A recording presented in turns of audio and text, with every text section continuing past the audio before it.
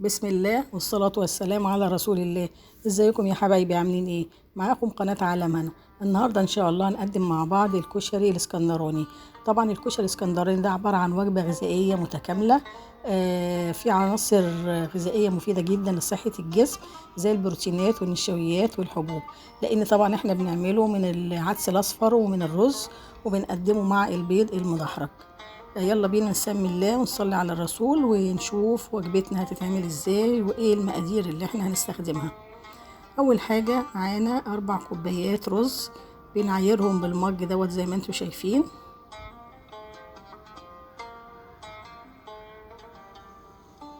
ومعاهم كمان كوبايتين من العدس الاصفر، يعني مقدار العدس بيبقى نص مقدار الرز. لو عملتي 4 كوبايات هيبقى قصادهم 4 عدس، 4 رز و2 عدس. او لو عملتي 3 كوبايات فهيبقى 3 رز وواحد ونص عدس. كده بيطلع المقدار مظبوط، وبيبقى شكله ان شاء الله جميل وطعمه هيبقى تحفة ان شاء الله وهيعجبك.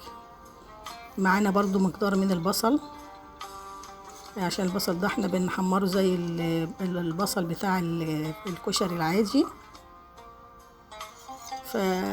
يعني 4 5 بصلات كده هنقطعهم بالطريقة دي وبالشكل ده.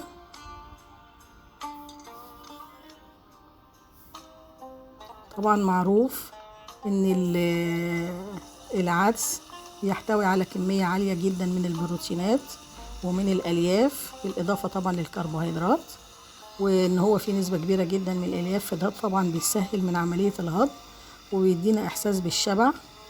كمان ان هو بيمد الجسم بالطاقه اللازمه، فطبعا دي اكله كويسه جدا تقدروا تقدموها بالذات يعني خصوصا لاطفالكم. يعني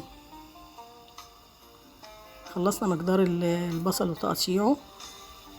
طبعا احنا هنغسل الرز والعدس وننقعهم ونتركهم شويه.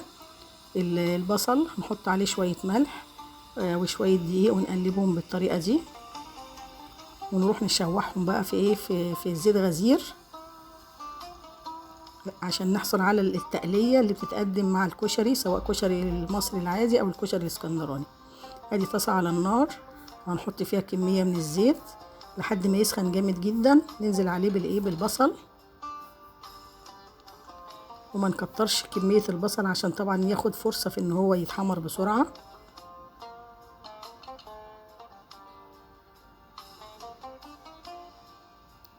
الكشري الاسكندراني زي ما قلنا، زي ما هو بيحتوي على العدس، قلنا كمان العنصر التاني معاه اللي هو الرز طبعا ليه فوائد كتيرة، لانه بينظم حركة الامعاء وبيبطئ ظهور علامات الشيخوخة. كمان له قدرة على توفير الطاقة السريعة.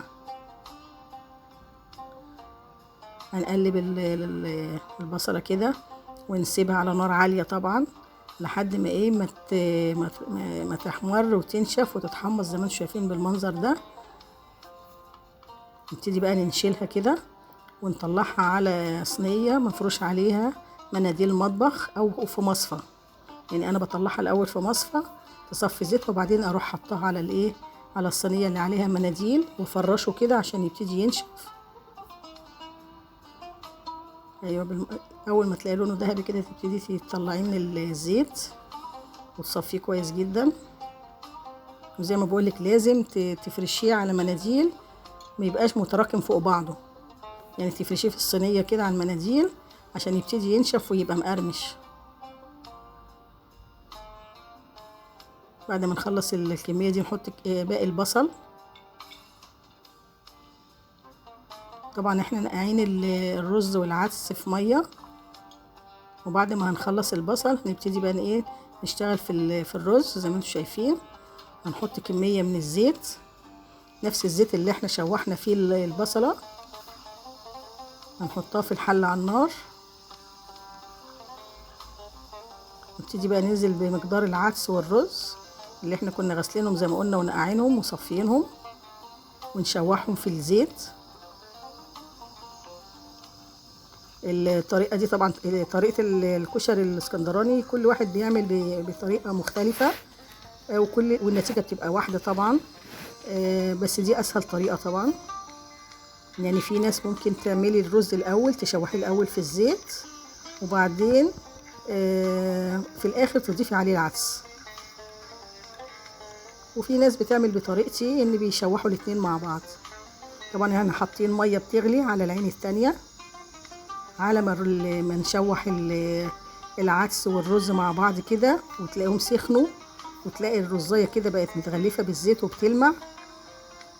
نبتدي بقى نضيف الملح والكمون والميه والفلفل الاسود زي ما انتم شايفين. بنحط يا دوبك ربع معلقه فلفل اسود، ونص المعلقه الصغيره طبعا، ونص معلقه كمون، ومعلقتين صغيرين من الملح. وبعدين نضيف مقدار الميه. احنا عندنا هنا قلنا 4 كوبايات رز و2 عدس، يبقى 6. ممكن تحطي 5.5 ميه، يطلع مفلفل ويطلع معاكي جميل جدا. 3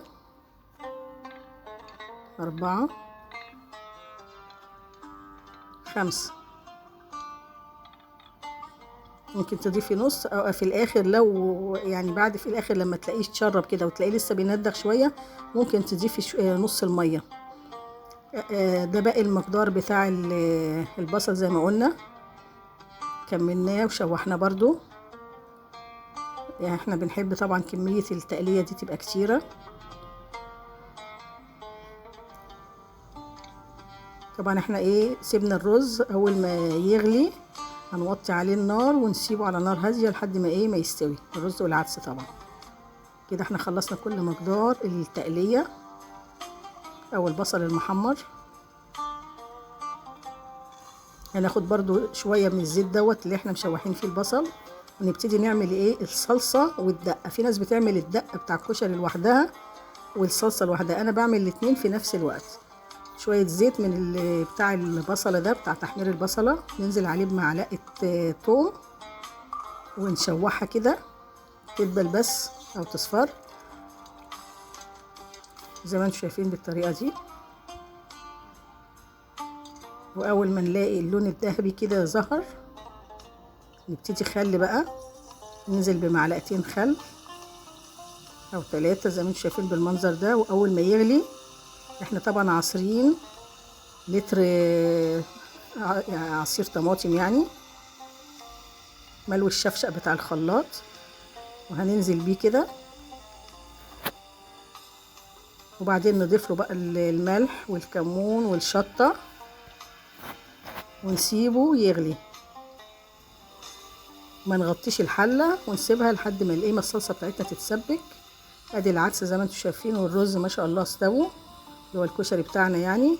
في الاخر نقلبه بشوكه كده وعشان ما يتعجنش طبعا، ونطفي عليه ونسيبه يبرد. وادي الصلصه بتاعتنا جهزت اهي، وادي التقليه جاهزه. ونبتدي بقى نغرف طبقنا ونقدمه. طبعا احنا قلنا هنشوح، هنسلق بيض. احنا بنسلق دلوقتي على العين التانية بنسلق عليها بيض، ونبتدي نبقى ندحرجه ونقدمه مع الاكله دي. او لو عايزه تقدميه كده عادي مفيش مشكله مع سلطه يعني.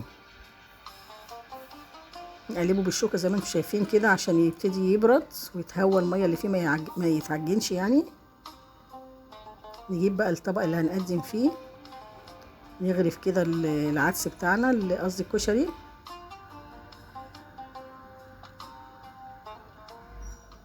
نغرفه كده بالطريقه دي،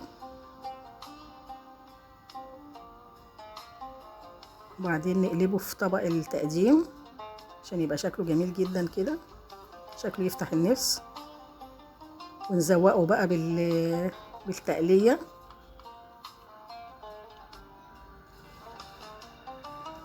الاكله دي زي ما بقول لكم اكله جميله جدا، جربوها. هي سهله طبعا وخفيفه في اكلها، جربوها ان شاء الله تعجبكم. من فضلكم اذا عجبكم الفيديو اللي جديد لسه معانا على القناه، فضلا وليس امرا تنزلوا تعملوا لنا اشتراك وتدوسوا على الجرس وتفعلوا الجرس وتختاروا كلمه الكل عشان يوصل لكم اشعارات بالفيديوهات اللي احنا بنقدمها. هنزوق بقى الطبق بتاعنا طبعا بالصلصه كده، وزي ما بقول لكم ده قدموه بقى مع طبق سلطه مع بيض مدحرج، وبتبقى كده وجبة زي ما قلنا غذائية متكاملة غنية بكل العناصر، وهي خفيفة يعني في أكلها وسهلة الهضم. كمان من فضلكم ما تنسوش تعملوا لنا شير ولايك، عشان طبعا اللايك مهم جدا، يخلينا نقدم فيديوهات أحسن وأحسن إن شاء الله. وبألف هنا وشفا. الأكلة دي والله العظيم طعمها جميل جدا، اعملوها بالطريقة دي، طريقة سهلة جدا، والطعم إن شاء الله يعجبكم.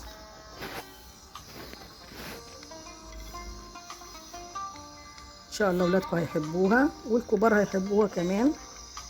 شايفين المنظر عامل ازاي، والفوق الرز والعدس مفلفل ازاي، الرزاية يعني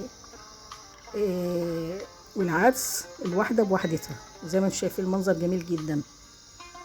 طبعا بقى لما تقلبوه بقى مع الصلصة ومع الدقة ومع البصل ده هيبقى جميل جدا. ونشوفكم في فيديو آخر، والسلام عليكم ورحمة الله وبركاته.